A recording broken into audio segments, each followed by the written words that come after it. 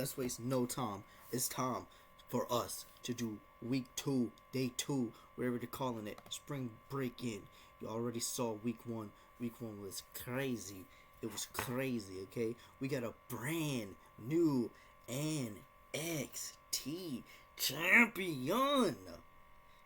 And yeah, by the time I'm recording this on Friday, the draft is tonight. The Monday Night Raw draft is also is Monday, so everybody's drafted by the time this video come out.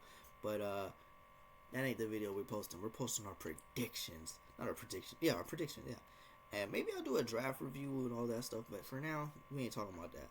One of the matches that was announced the night of was Jada. They got a updated picture of Jada Parker versus Fallon. I probably would have picked Fallon, so I probably would have got this one wrong. But they look like they're giving Jada a little push because she be winning. So there's that. Oh, and Lexis King versus Baron Corbin. That wasn't on the thing either. Hi, Leah. Hi, we're here with the chat. You know how that goes. Doing our best. Roxanne won, so I don't know what they're going to do with Roxanne. By the time this video comes out, we probably figured out what they're going to do with Roxanne. If she's going to Raw, SmackDown or not, but whatever. The family won. Jada won. Soul won. Lexis won. Trick Williams. I probably would have picked Corbin, though. That's kind of funny. But we're moving on to week 2. We start from the bottom. It's time to put this rivalry to bed, I believe. Thea Hill, JC Jane. Thea Hill wins it. It's over with. They both move on. Get it going. Who knows? One of them might have gotten drafted. But I'm going with Thea Hill. Next up, we have NXT Underground. Natalya versus Lola Vice. Natalya has Carmen Pekovic in her corner.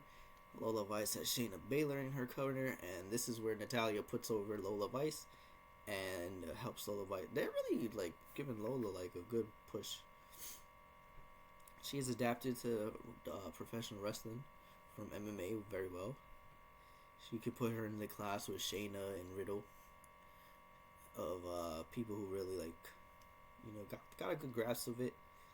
Whereas there's other people like Ronda Rousey who struggled. Marina Shafir kind of struggles, but she's still trying at least. And I don't even know if Jessamine Duke. I think Jessamine Duke just stopped. I think she's just focused on the video game stuff. So there's that. I'm picking Lola Vice. It's NXT Underground. It's supposed to be like MMA rules or whatever. So that's more of Lola Vice's thing anyway. So I'm going with Lola Vice. Natalya puts her over. That's why they're there anyway, right? To put over the younger talent.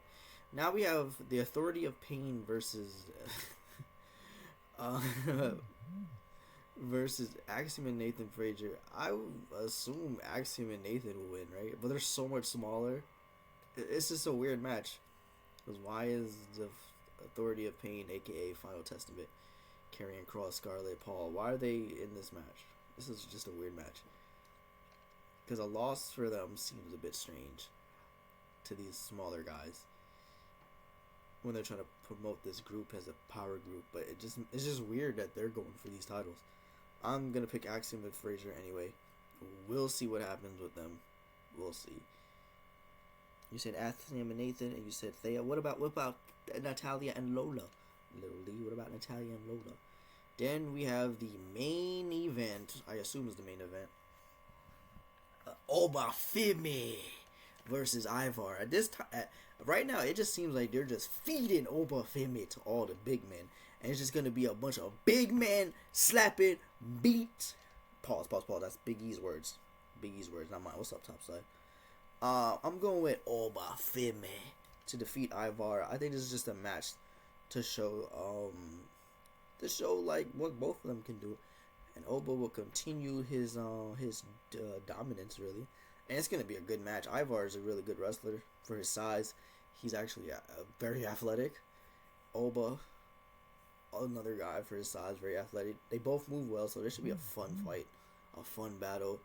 Two big guys just duking it out. It's like the match at TakeOver with Oba. What's his name? Dijak and Josh Briggs. That was a good match. This will probably be the match of the night. They're probably gonna add 2 random matches, so we'll see, because that's what they did last week. We'll see how that goes.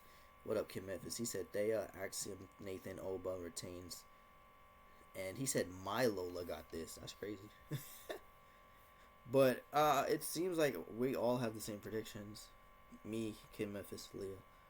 We all picked Thea, Lola, Nathan Axiom, and Obafemi to retain. So has a community of ZBlaze 3 here on Twitch. If you want to watch these live, we are all pretty much ununanimous with our week 2 predictions, and it's this is the first show post draft, so we're gonna see what really happens coming up in the draft. You know, anything's possible. The draft isn't here yet. I mean, at the time of recording, the draft isn't here. But when I upload this, I'll upload this on Monday. So, okay, so technically the draft is, I mean, the same day, the second part of the draft. We'll see, because any of these people get drafted. I feel like Ivar is just here. Little boot. Ivar's here to just boost the ratings a little bit. So that's why Natalia's here.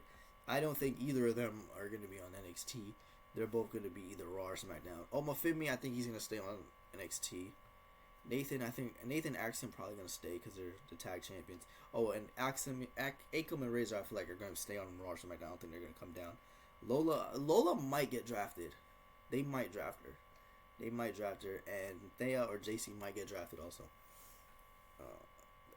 Yeah, there's 2 women cards. It's crazy how the women's division in NXT is way more focused than the main roster. Like, Shawn Michaels does a really good job of making mid-card stories for the women that doesn't involve the world title.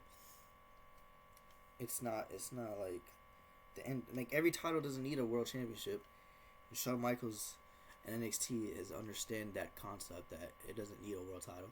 And they're so deep with stories that they're even going to make make a mid-card title. They're going to make a North American Women's title, which now gives a bunch of more girls opportunity to be champion. Because not everyone can be a world champion.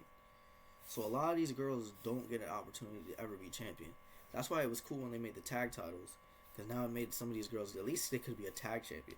But now you have the North American Championship, where these girls can get this experience, has the mid-card title, work their way up, and see if they can deal with the pressures of being a world champion. So NXT is understand the concept, whereas the main roster it's like 30 years and they still don't get it. I mean, back in the like a couple years ago, they kind of did mid-card women's stories, but it's like every story gotta have a world title in main roster.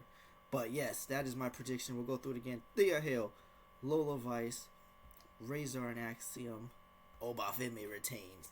And that is my prediction for NXT Spring Break in week 2, day 2, whatever you want to call it. Y'all already know the dealio. Please like, share, subscribe. Check out my gaming channel, Z3 Gaming. Check me out on Twitch as ZBlaze3. And I'm out.